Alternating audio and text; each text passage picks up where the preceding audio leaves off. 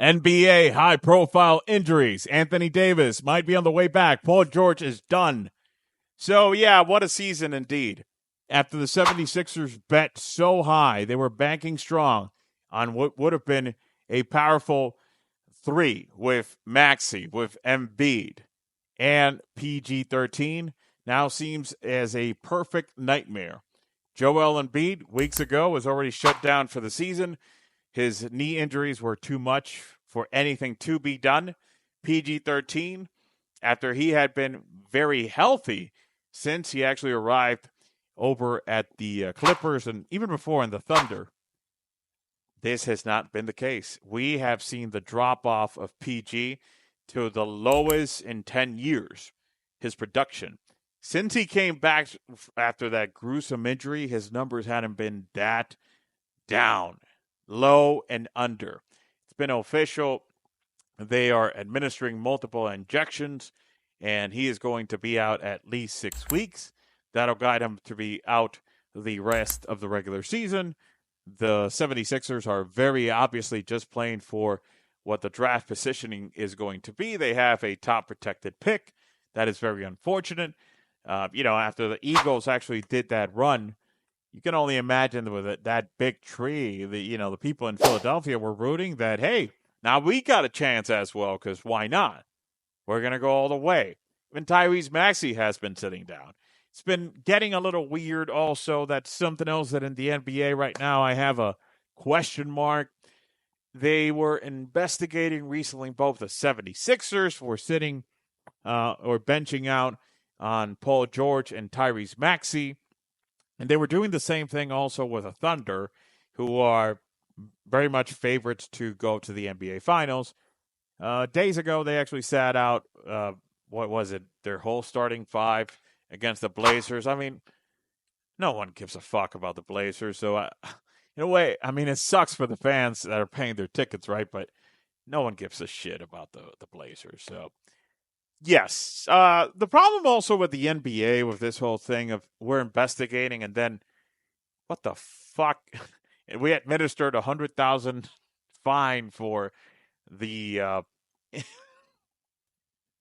improper rest or whatever the hell they want to designate it as. What does $100,000 do to billion-dollar franchises? I want to see better consequences happen when teams are obviously doing something that's out of line. What is $100,000 going to do to them? It's not going to do a lot of nothing. It's just going to generate much more of a situation for this to have a repetition, because it's not bad of a consequence, at least not in the grand scheme of the NBA team. So, I hope that something actually comes about that. But yes, the 76ers' dreams, they're done. Finito. That's too bad. It's actually not too bad. I mean, I'm a Knicks fan. And if you're a fan of New York, you know that it's like, screw it.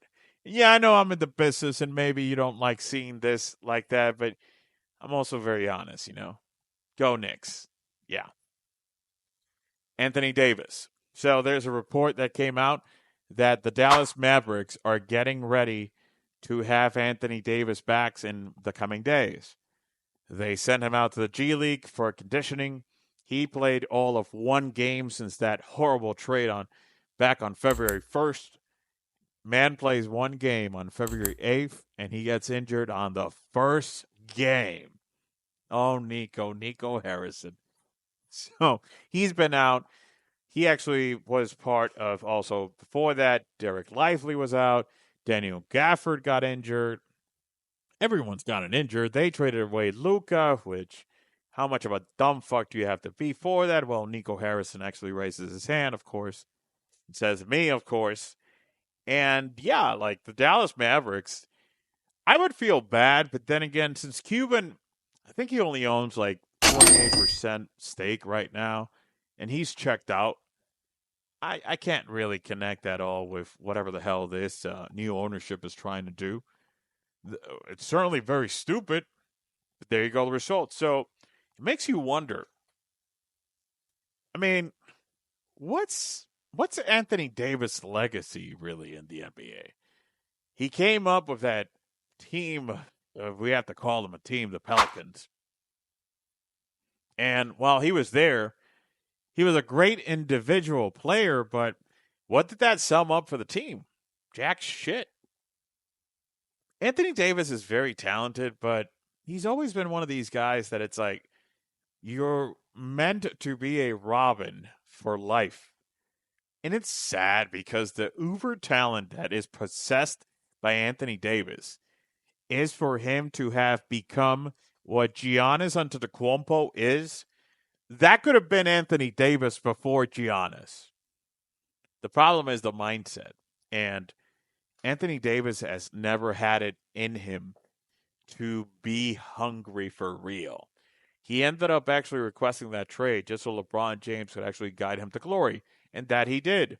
And did AD look like great? And a bunch of people started saying, oh, he's the best player on the Lakers. And it's like, well, that's relative indeed. I mean, if you have to go to play with another player so he can guide you to the championship, even if you're, let's say, quote unquote, the best player on the court, quote unquote, aren't you the one that actually had to go to him? So who's the best player, really? You feel me? It's much more the LeBron hating gang throwing shit than anything else. But it's very disappointing because, again, when you see AD, when you see his capacities, obviously, yes, is he a top 75 player? Of course he is.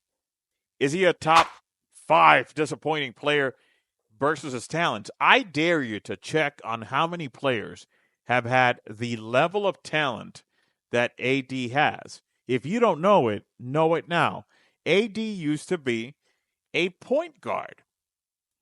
And if you see his gameplay, he plays like a stretched out 7-footer point guard because he was one. It's just that he happened to stretch all that out.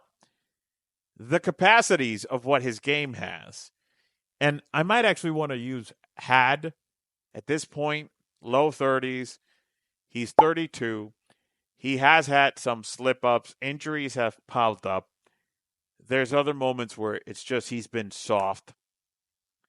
I just want to wonder if we remove the fact that, yes, LeBron James helped AD win a title, it's going to be very sad how forgetful Anthony Davis is because of how talented he is.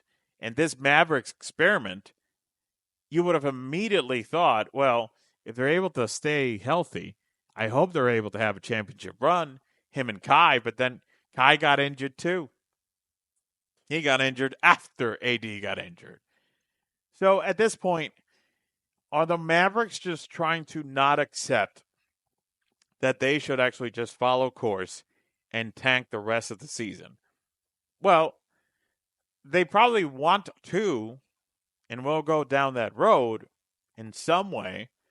And maybe AD's return has something to do with something else. And it's the fact that the Mavericks, because of this curse of Luka, if you want to don it in some way, has gotten to the point that they are set to pretty much have the capacity or incapacity of playing games, forfeiting games. The amount of two-way players that they've been able to sign, you can only play the two ways up to 50 games. So, precisely, the issue on this is that them signing up all these players that they picked up, think about it. I think that Anthony Davis' return has much more to do with the fact of them not going through the embarrassment of forfeiting games, which is a very sad state of affair. But I think that at this point, they're beyond the fact of knowing that, yeah, they're done. They're pretty much done, and it makes you wonder, a 32 and 33-year-old Kyrie, and who knows when Kyrie is able to return from that ACL injury, because he's going to lose a chunk of next season. Is that also going to affect the chances, more than likely, yes, for the Mavericks next season by the time that Kyrie gets back in? Man, what a sad development for the Mavericks. But what a sad state of a legacy for Anthony Davis, who is going to be a forever Robin with the potential of always being Batman. It's just never been in him. I'm interested in knowing what you think. I'll read you in the comments. Remember, be happy.